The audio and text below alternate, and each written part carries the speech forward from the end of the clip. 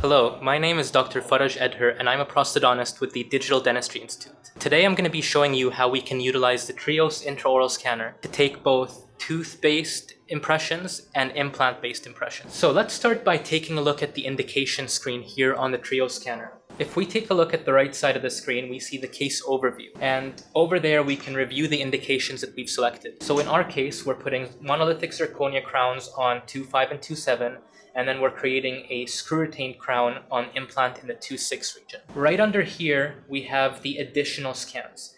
These are very useful in some of these implant cases. In these additional scans, there's the emergence profile option.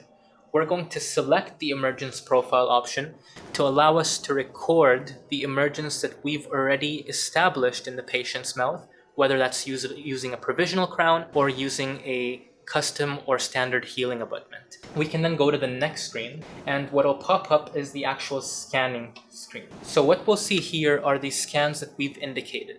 We have an opposing scan, we have a scan of the arch that we're interested in, and then we have a scan of the scan body. And then we take our bite scan to bring everything together in the correct jaw relationship. So let's start with this lower scan over here. So at this point, we're going to take the opposing quadrant impression. And now whether we're taking an impression for study models or for an opposing model or for the actual indication itself, there are certain guidelines we can follow that'll make that scan more predictable. What I typically do is I'll start on the occlusal surfaces and try to capture the occlusal surfaces of the area of interest. Now as we approach the midline, I'll tilt over to the lingual surface when we're working on the mandible. The reason being, that's where the tongue is more likely to get in the way. And once we've captured the lingual surface, we can then slide over the occlusal surface again, distal of that last molar, over to the buccal surface and capture that as well. What we see here is the completed scan of the opposing quadrant. At this stage, we're able to utilize the trim tool to get rid of any areas or soft tissue that is not very useful. And what this does is it reduces the chance of it interfering when we take our bite scan, but also trims the file down so that when you're sending it to the lab, it's more compact and easier to use. So at this stage, we can go to the next screen, which will take us to the upper impression. So what you'll notice now is that the screen shows two upper scans. The first is an upper scan and the second one says upper scan body. And the reason there are two upper scans are because on the indication page, we've identified that we would like to take an emergence scan. So what that means is that for the first upper scan, we'll have our patient in this situation over here, which is we've removed the healing abutment or provisional crown, and we're ready to scan the emergence profile prior to inserting the scan body. So again, we follow the same protocol where we're capturing the occlusal surfaces. We're paying a lot more attention at this stage to make sure we capture all the margins on those crowns.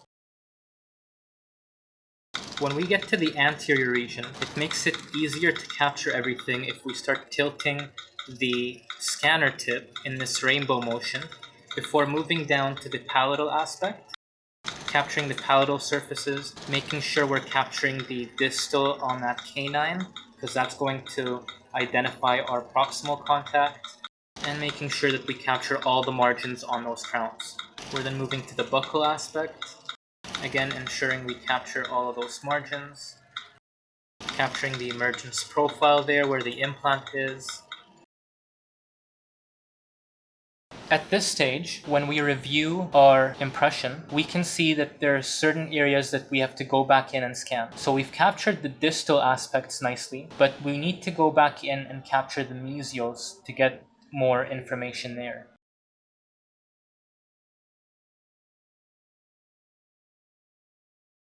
So at this stage here, there are a few options and tools we can utilize because we are scanning tooth-based crowns. Number one being, we can take high resolution scans of the margins. We have to mark the preparations first. So we'll identify where 2.5 is, where 2.6 is, and where 2.7 is.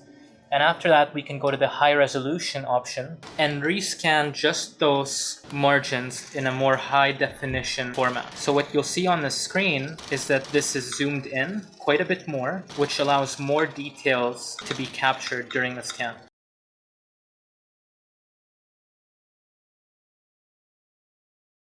Now that we've captured the margins in a more high-resolution scan, we're also able to use the Lock Surface tool, which is found in this Tool tab under Lock Surface. And what that allows us to do is zoom into the areas where we've retracted the soft tissue and captured the margins, and lock those surfaces so that throughout the rest of our scan, if that tissue starts to collapse, this part of the scan is unaltered and the margins will still be very clear. So we're just locking the surfaces around those margins and soft tissue. And what we'll also do is we will lock the surfaces around the emergence profile that we've captured. Because again, as we take the time to insert the scan body and retake the scan, that emergence profile might start to change. So we've locked those surfaces and are now able to move on to the next scan, which is the scan body scan.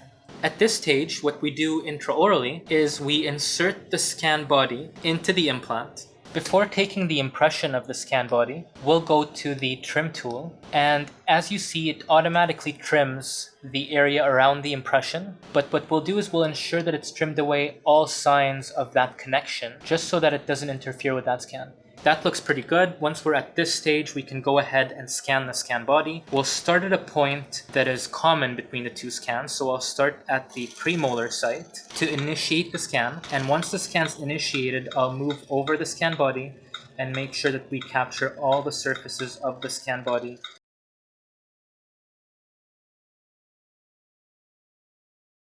So what we'll see at this stage is we've captured the scan body. Last but not least, what we want to do now is capture an accurate jaw relationship record, which will bring the upper and lower scans together in the correct bite. So once the patient is in that accurate jaw relationship position, we'll take a buccal bite scan.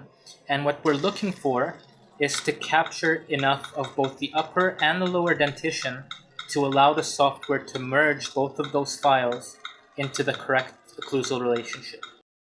At this stage, we're done with our scan. If we go to the Analyze tab, the scanner will process that entire scan and allow us to take a look at the upper and lower quadrant scans in the correct jaw relationship position. And what you'll see here on the right side of the screen is we're able to insert the scan body scan as well. Thanks for watching the video. If you have any questions about intraoral scanners or scan bodies or anything really related to digital dentistry and implant dentistry, please feel free to contact us at the Digital Dentistry Institute. Our website is www.ddidental.com. You can also find us on social media under DDI Dental,